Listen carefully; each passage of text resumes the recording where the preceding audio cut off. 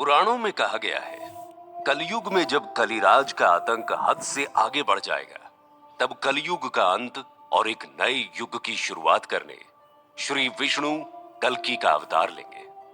पर कहां होगा कल्कि का जन्म? ये आज भी एक बहुत बड़ा रहस्य है। कहा तो ये भी गया है कि कल्कि वहां आएंगे जहां 7 इमॉर्टल्स और 7 सप्तऋषि आज भी जीवित हों, और जहां ये सभी हिडन ह्यूमंस सदियों से कल्कि के इंतजार में ही रुके हुए हों। और वहीं ये सभी कल्कि को सिखाएंगे ब्रह्म विद्या और उन डिवाइन अस्त्र शस्त्रों का ज्ञान जो रामायण और महाभारत काल के बाद इस धरती से गायब हो चुके हैं। इंडियन वैदिक स्क्रिप्ट की माने तो हिमालयन रेंज के एक मिस्टीरियस माउंटेन में आज भी एक ऐसी ही अनोखी दुनिया छिपी हुई है जहां ये महामानव अपनी समाधि में लीन है। क्या आपको अंदाजा है कि हम हिमालय के किस माउंटेन की बात कर रहे हैं? हम बात कर रहे हैं कैलाश पर्वत की, एक ऐसे अनोखे माउंटेन की जहां वक्त भी अपनी रफ्तार कई गुना तेज कर देता है, जहां 3 डायमेंशन में महसूस होने वाली हमारी ये दुनिया एक चौथे डायमेंशन में एंटर कर जाती है, और वहां टाइम की डेफिनेशन ही बदल जाती है, जहां रेडार नेविगेशन सिस्टम काम नहीं करते। तो क्या समय की सीमा से परे Kailash time travel, multiverse, multi dimension, time paradox जैसी कल्पनाओं को सच्चाई में बदल सकता है? अगर हमारी कई बातों पर भरोसा न हो तो उनसे पूछिए जो कैलाश की यात्रा पर गए हो और जिन्होंने मानसरोवर में डुबकी लगाई हो। वही मानसरोवर झील जहां आसमान से तारे फरिश्तों की तरह डुबकी लगाने नीचे उतरते हैं और पलक झपकते ही बादलों में वापस छिप जाते हैं। आज के इस मानसरोवर झील को सदियों पहले वैदिक युग में क्षीर सागर कहा जाता था।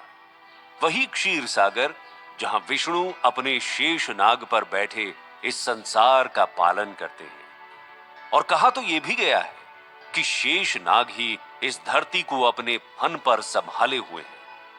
तो क्या आज जिस कैलाश को साइंटिस्ट एक्सिस मंडी कहकर पुकारते हैं, उसके नीचे वो शेष नाग छिपा हुआ है? बौद्ध एंशिएंट स्क्रिप्ट भी कहती है कैलाश के अंदर एक गुप्त शहर है, एक ऐसा शहर जिसकी ना तो कोई जमीन है और ना ही कोई आसमान, जिसे कोई शांग्रीला के नाम से जानता है तो कोई संभाला, तो कुछ वैज्ञानिक इसे एलियंस की दुनिया मानते हैं। तो हिंदुओं के लिए यह शिव का निवास है, उनका कैलाश है। कुछ लोगों के लिए यह धरती और स्वर्ग को जोड़ने का गुप्त दरवाजा भी है। फॉरेन साइंटिस्ट ने तो यहां तक कहा कि कैलाश पर ऊपर चढ़ते वक्त उन्होंने कुछ बहुत ही अकल्पनीय देखा।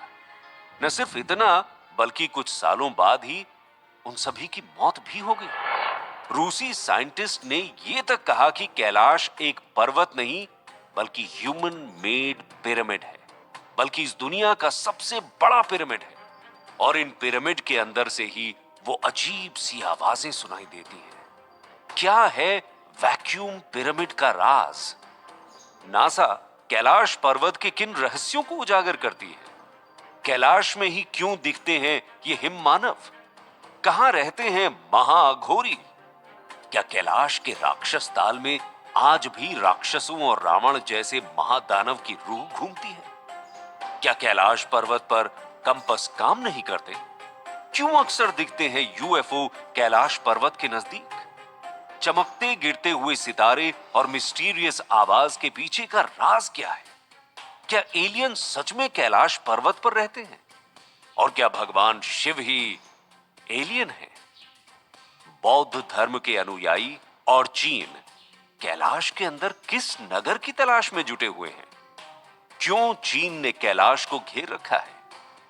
और क्या हुआ था गुंगे किंगडम के उन 1 लाख लोगों के साथ? क्या वो कैलाश पर जाकर गायब हो गए, और कैसे?